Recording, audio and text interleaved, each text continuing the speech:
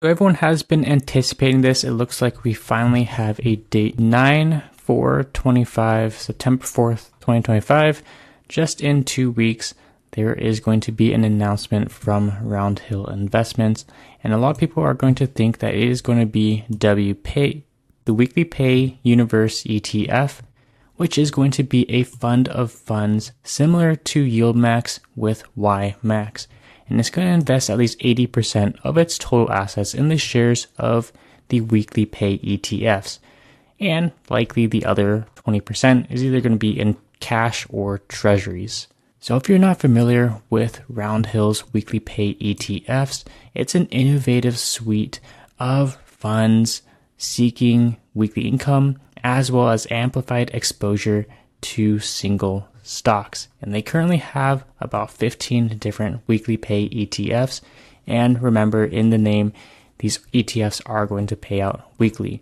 And what makes these unique is it uses a little bit of leverage for amplification for higher distributions as well as higher volatility and some growth potential.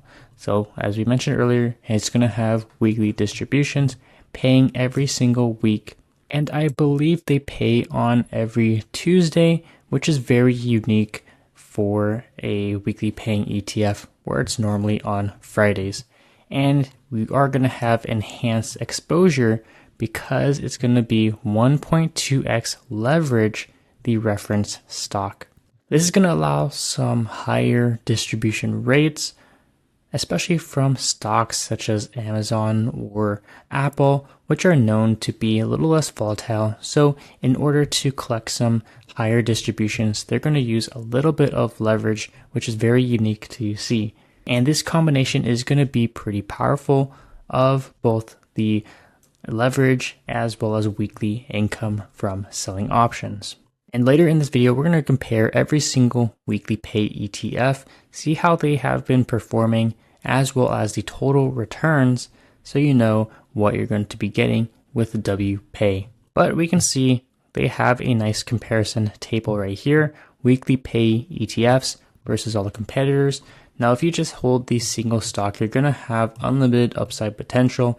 If, say, Apple goes to $1 million per share, you are going to have that full gains versus some of these other ETFs. You're going to have capped gains because they're more of an income ETF. And just holding the underlying is going to be very growth oriented as well as a long-term hold. Now, many of the income ETFs are going to be traditional covered call ETFs. You're going to have the capped upside potential because you're selling options, selling covered calls specifically. And all of the distributions is going to be either mostly from the shorting of the call options or basic treasuries. And of course, you're going to have a little less downside risk because you're collecting option premiums. But the downside with a covered call ETF is you're going to underperform in a bull market as well as outperform in a down market. So you do have a little bit of cushion with a covered call ETF versus a single stock underlying. And it's going to be purely income focused. And next you have leveraged ETFs. You're going to have unlimited upside potential, but it's pretty risky because it's going to be leveraged, whether it be 2 times or 3 times the underlying. So you're going to have very big risk if the underlying does end up tanking. And that's kind of where WeeklyPay comes in. You're going to have unlimited upside potential as they claim. It's going to be 120% exposure to the weekly moves of the underlying, and 1.2x leverage is relatively safe for a leveraged ETF, which is in my opinion. Because we mostly see leverage with 2 times or 3 times the underlying, so 1.2 is going to be pretty modest.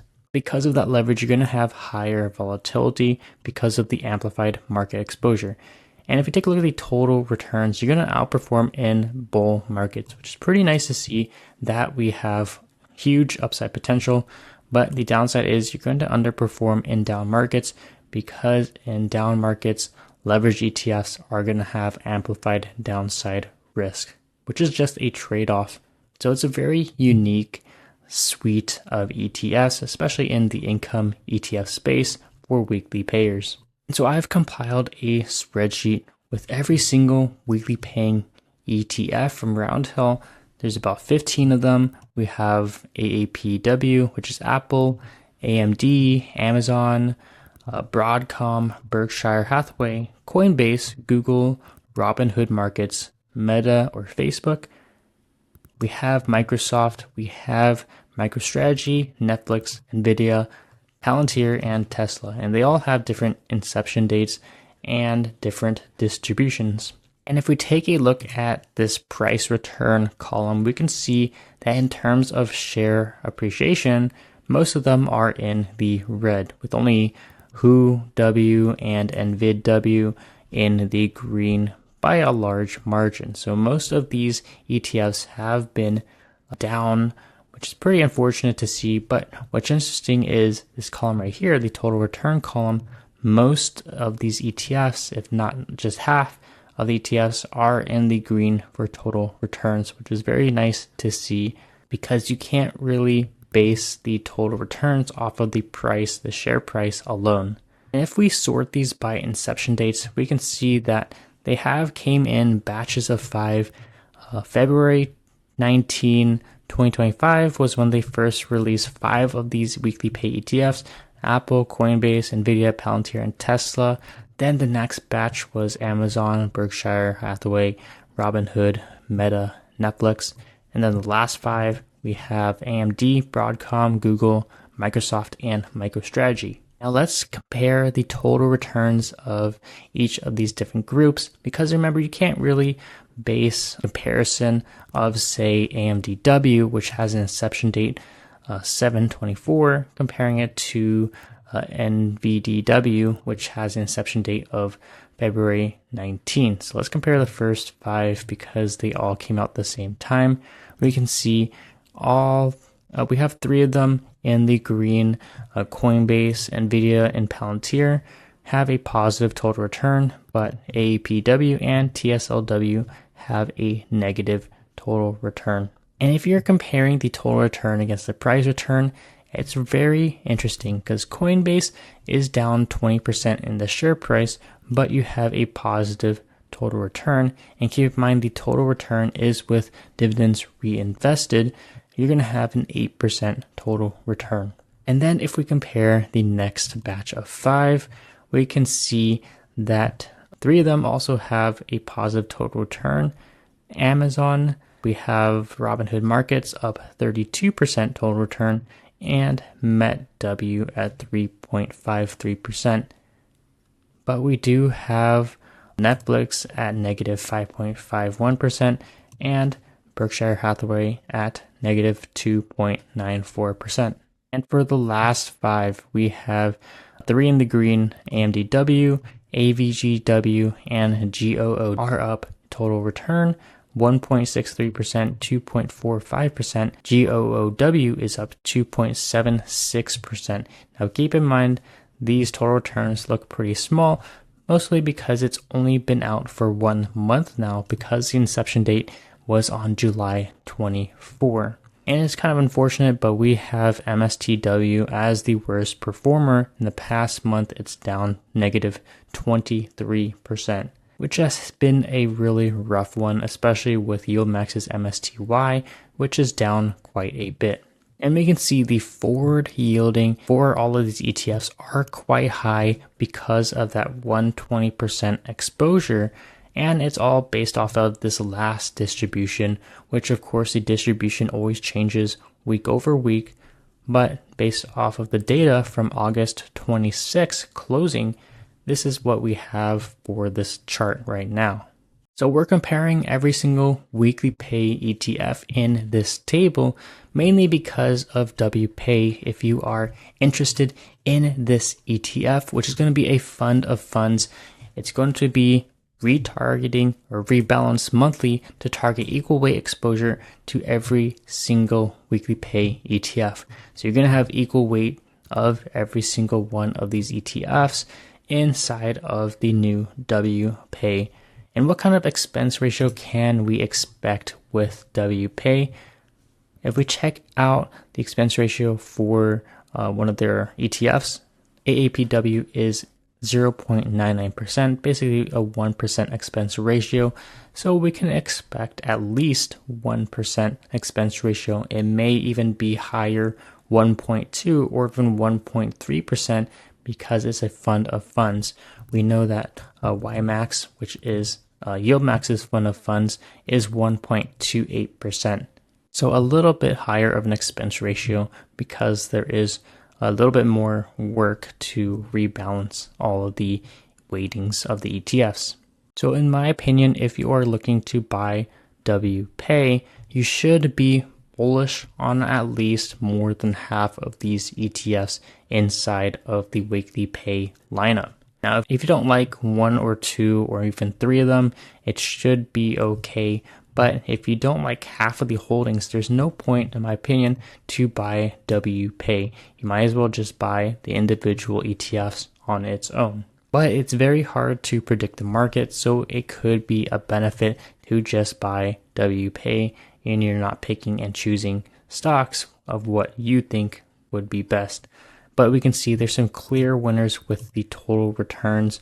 We have PLTW, HOW, and NVDW with really high total returns of 44% since April or February 19 for Palantir. HOOW is up 32% in the past 2 months, which is absolutely insane. We know Robinhood stock has had an insane run up, and we're seeing that with the uncapped upside potential with these ETFs is up 28% in share price alone. And then the same case with NVDW, it's up 14% for the share price and a total return of 31%. And then we have Coinbase, which is a very interesting one. As we mentioned earlier, it's going to be down 20% in the share price, which is quite a bit, but you have an 8% total return if you're reinvesting all the distributions. And as we mentioned earlier, we can expect the forward yield to change drastically. GOOW as well as MSFW are not known for high distribution rates, but their last distribution this week have been really high. Almost $1 for MSFW, which is a forward yield of over 100%. And then we have $1.59 for GOOW, which is going to be a forward yield of 159%. And we're using the forward yield because there just is not enough data for the trailing 12-month yield.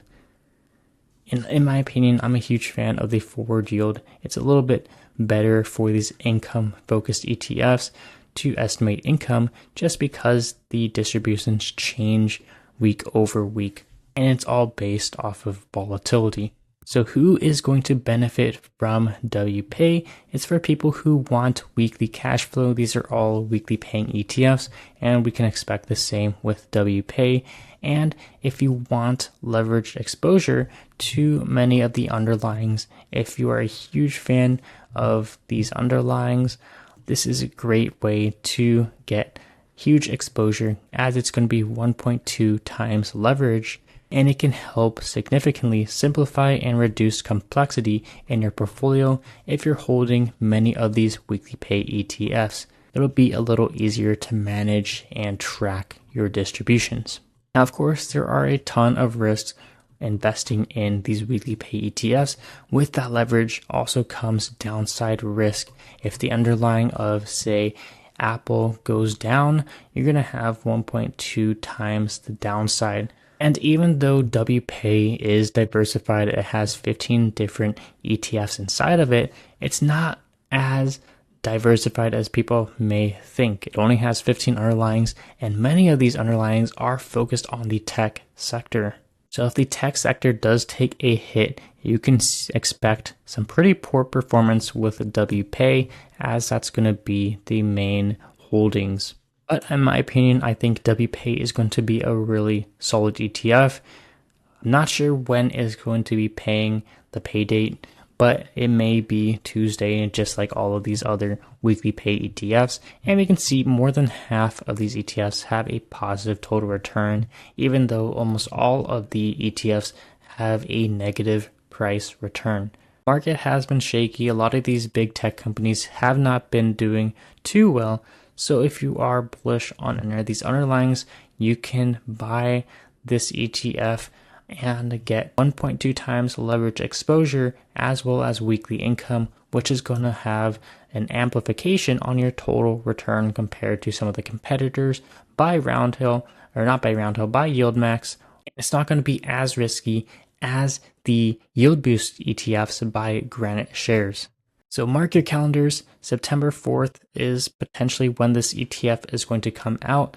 A lot of people have been anticipating WeeklyPay or WPAY fund of funds for quite some time now, and even though they haven't confirmed it, this date is likely when it's going to come out. So let me know down in the comments, are you going to be buying WPAY, or are you going to pass on this ETF and just buy and pick and choose the individual WeeklyPay ETFs on its own that you are actually bullish on, so you don't have any of the bad funds like TSLW in my opinion. But I love fund of funds. I think it's a great way to quote unquote diversify, and it takes some of the risk with picking and choosing single stock ETFs, which in my opinion I'm not a huge fan of any of these single stock ETFs. I'd rather have a fund of funds for that diversification.